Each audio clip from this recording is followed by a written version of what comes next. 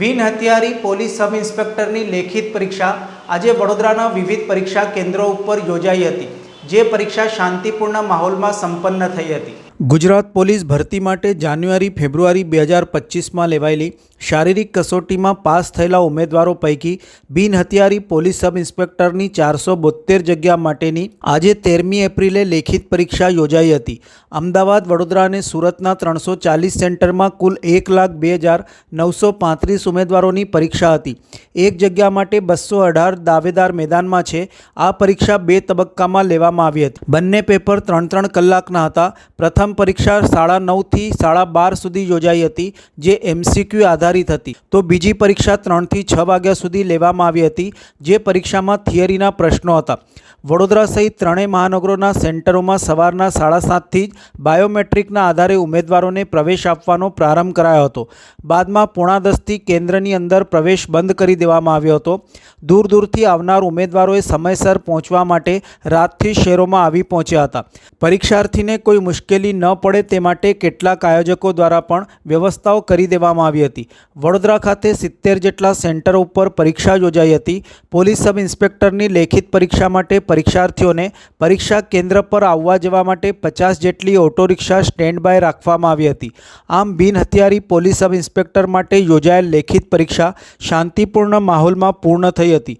પરીક્ષાર્થીઓ દ્વારા પણ પરીક્ષાને લઈને પોતાની પ્રતિક્રિયા આપી હતી। મારું નામ છે તડી કિંજલબેન ઘનશ્યામભાઈ, હું દાહોદ જિલ્લાથી આવું છું। PSIની એક્ઝામ માટે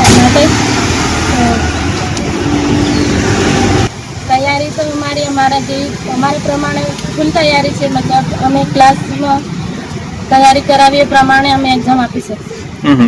અત્યારે હાલ PSIની એક્ઝામ છે, હું અત્યારે ભાવનગર ચાલ્યો છું અને સરસ તૈયારી છે, બરાબર।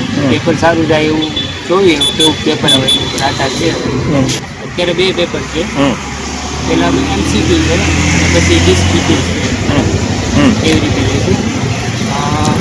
9:30 થી પેપર શરૂ થાય છે અને 12:30 પેપર એક પૂરું થાય છે, પછી 3 વાગ્યાથી 3:30 થી શરૂ થાય છે અને 6 વાગ્યે પેપર પૂરું થાય છે। એવી રીતે 2 પેપર લેવાના। સરસ ગઈ, ખેડા હતું મારો વારો, 22 મિનિટમાં પૂરું કરેલું। બસની વ્યવસ્થા સારી હતી।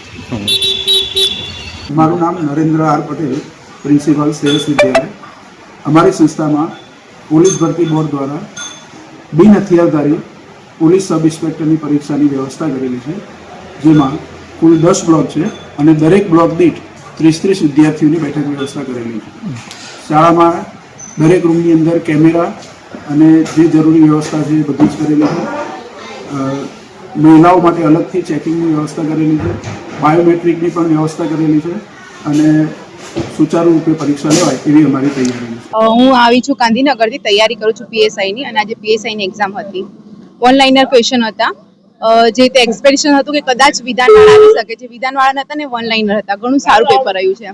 એટલે શું સવારથી શું માઇન્ડમાં તમારા હતું, આ આજની પરીક્ષાને લઈને માઇન્ડમાં શું દોડતું હતું? કે એવું હતું કે કદાચ અઘરી આવી શકે છે પરીક્ષા, પણ એ પ્રમાણમાં પેપર ઘણું સહેલું હતું।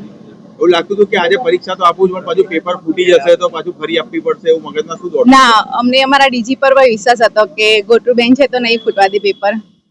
અચ્છા, કેટલો આશાવાદ છે આ પરીક્ષાને લઈને તમારા? છે કે ફૂલ છે કે થઈ જશે એમ। બેન, છેલ્લો પ્રશ્ન, કયો ક્વેશ્ચન એવો હતો કે તમને સૌથી આશ્ચર્યચકિત કરી દીધું? એવું કયું ઓબ્જેક્ટિવમાં? ઘણા એવા ક્વેશ્ચન હતા જે એકદમ ઈઝી હતા, એવી પ્રમાણે તો ઘણા 4-5 ક્વેશ્ચન એવા હતા જે એકદમ ઈઝી હતા। એક્ઝામ્પલ કેવો? એક્ઝામ્પલ તો યાદ નથી, પણ ઘણા એવા ક્વેશ્ચન હતા જે બહુ ઈઝી હતા।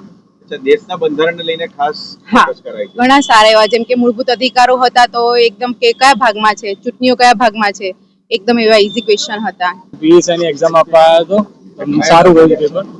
કેવા પ્રશ્ન પૂછાયા છે અંદર? આમ તો છે મીડિયમ મોડરેટ છે પેપર, પણ આમ થઈ જશે અને તૈયારી કરી અને આવી જશે માર્ક્સ। કયો પ્રશ્ન એવો હતો જે તમને બહુ આશ્ચર્યચકિત લાગ્યો એવો કોઈ પ્રશ્ન? મને ભૂગોળના અમુક લાગ્યા, પ્લસ બંધારણના બી અમુક હતા, એવા થઈ જશે। જનરલ નોલેજમાં? હા, ના બંધારણ, જનરલ નોલેજ ને બધું તો આપણું બરાબર છે, કરંટ અફેર ને બધું મસ્ત આવ્યું। કેટલી આશાઓ છે સાહેબ તમને? જોઈએ હવે તો 151 ટીક કર્યા છે, 120 ની તો છે। બધું ઓબ્જેક્ટિવ જ હોય છે? હા, ધ્રુવ ભાવસાર।